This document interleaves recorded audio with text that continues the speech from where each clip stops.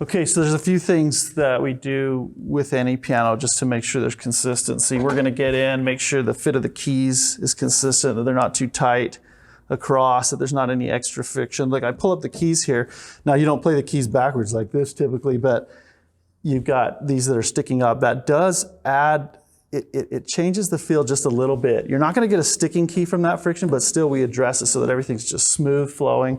So we're going to get into it and start with that. Cool. So that thing he just took off, maybe just tell us the parts so that pianists can know. This is the key slip.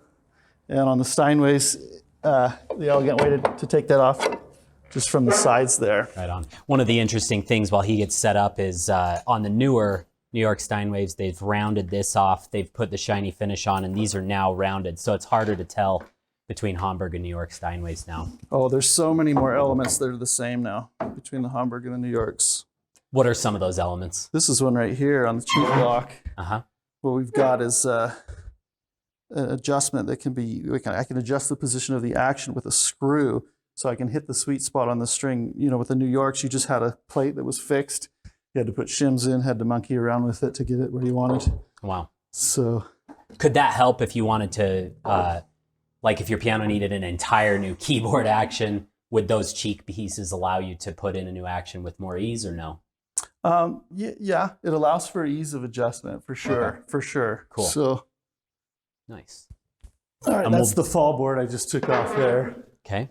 And then we're gonna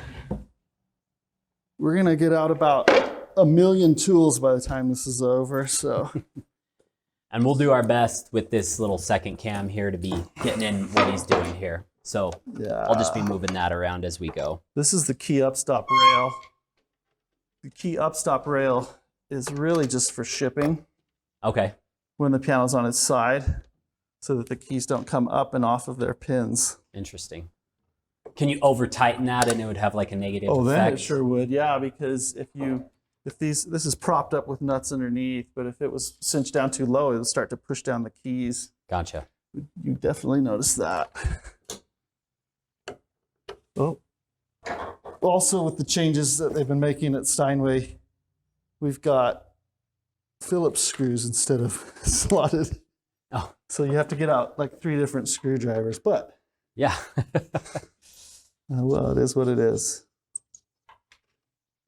So I'm going to pull this key stop rail off.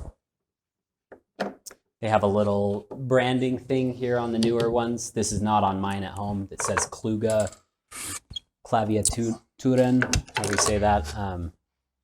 It's kind of nice. So, although mine at home does have that Kluge keyboard, they label it now, so that's nice so you can see it. Yeah, that's a company that Steinway owns that makes the keyboards in Germany. Even though they owned the company, there were still 2 different keyboard types for Hamburg and New York, but now they've switched to the Hamburg. Oh, okay. Awesome. Yeah, there's a few different elements that are in there that you can see when we get into it. So now I'm going to, so that I can access the keys and see that they don't have too much friction, I'm going to take off what we call the action stack or the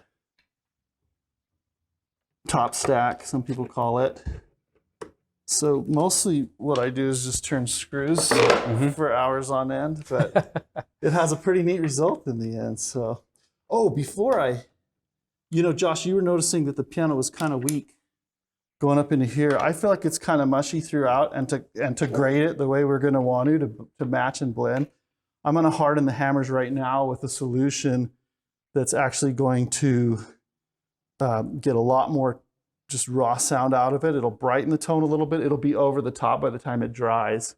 But once we put that hardener on, what I'm using now, traditionally we used lacquer to harden the hammers, and lacquer thinner or acetone, depending on what effect you wanted. But I'm going to use a chemical called Paraloid B72, and it dries in about 45 minutes. We'll be able to see what's going on with it. So let me go grab that actually before we continue, and then we'll go ahead and put that on the hammers. Okay.